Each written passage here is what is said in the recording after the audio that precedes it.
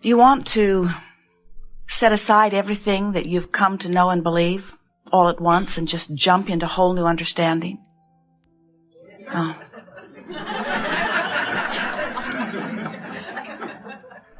We should have known better than to put it that way. For as that is your desire, you are really going about it the hard way. And it also implies that what you have is not working when it is.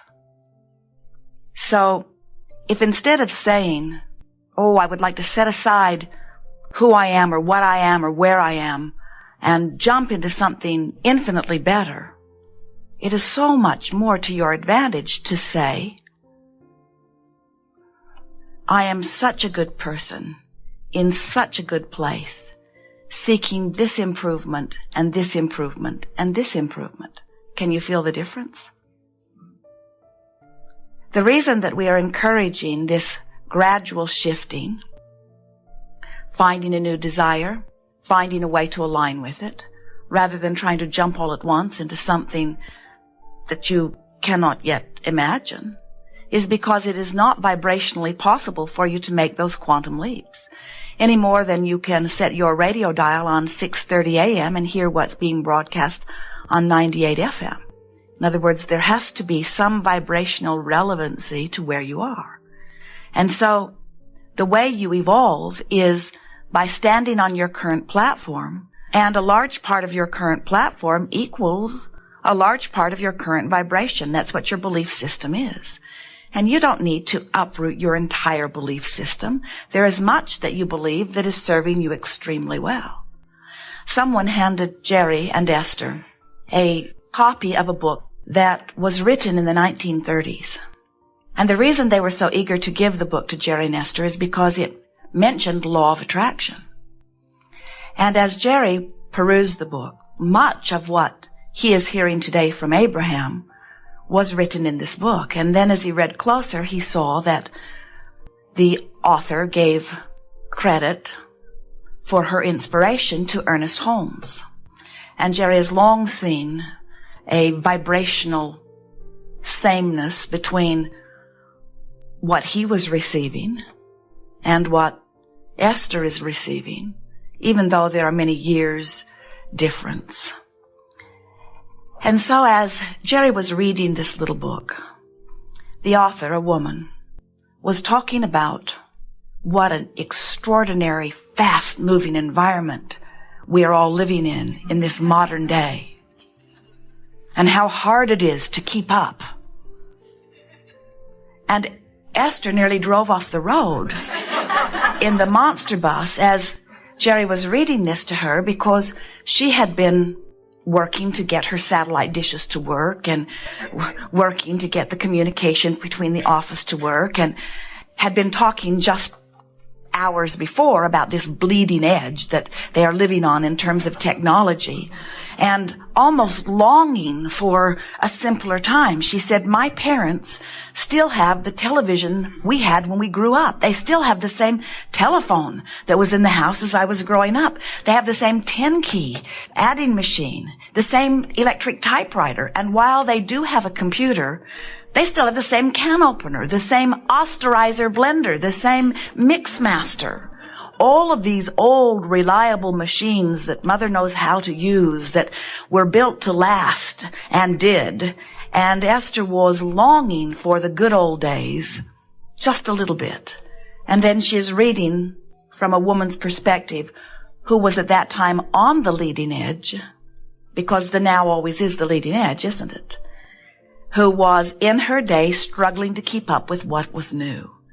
And what we want to say to all of you is that, first of all, you do not have the ability to create beyond your vibrational tentacles.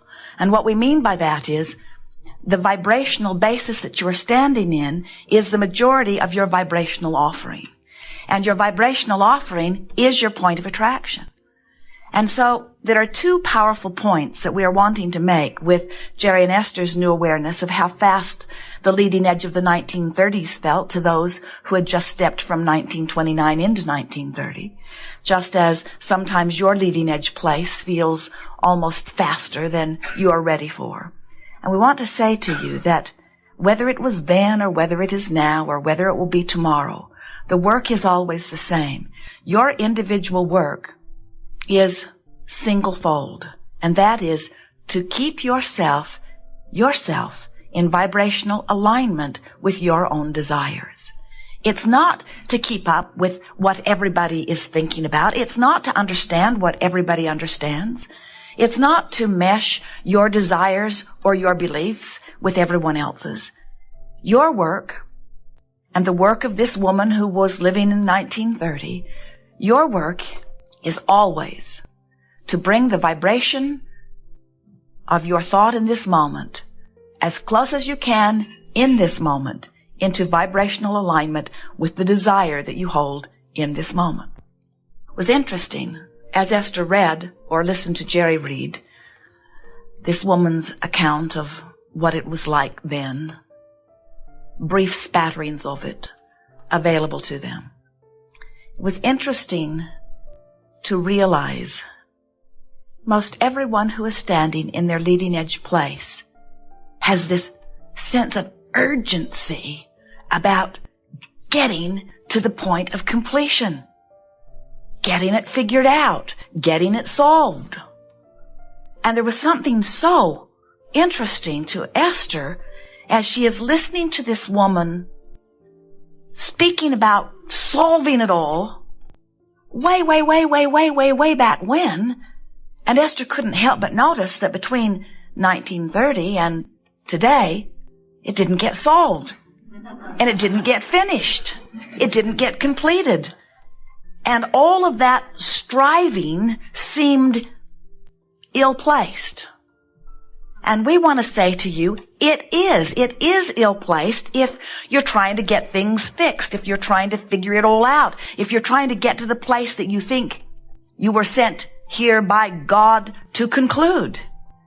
But when you get it, that whether you are focused in 1930 or 1940 or whether you're focused right here today, that your work is about being, observing, vibrating, concluding new preference, aligning with preference, and the world just goes round and round and round and round. For what? For what? We want you to figure out for what. Were those in the 1930s sent here to make it some way so that by some deadline it would be some way? So many want you to believe that. Gotta get ready, gotta get ready, gotta get ready, gotta get ready. For what? For eternity? For eternalness? For more opportunity to be? What is it for? What is any of it for? What has any of it ever been for? What will any of it ever be for? What it is for your creative pleasure in your now. It is for your opportunity to conclude what you would prefer and your opportunity to align that preference with the source that is you.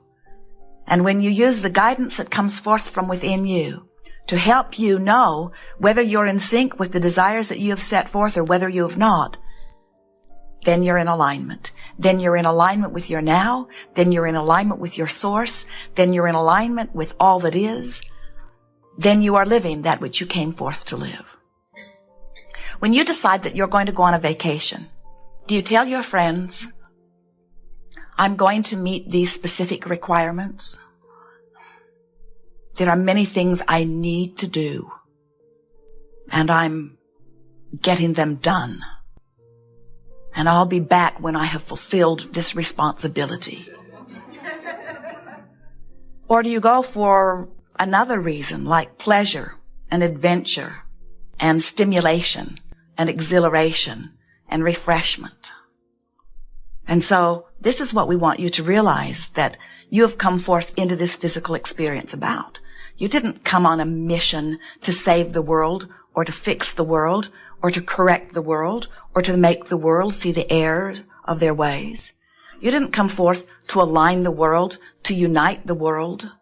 You didn't come forth to do anything other than have your experience, give birth to your preferences, align with your own preferences, and live happily ever after.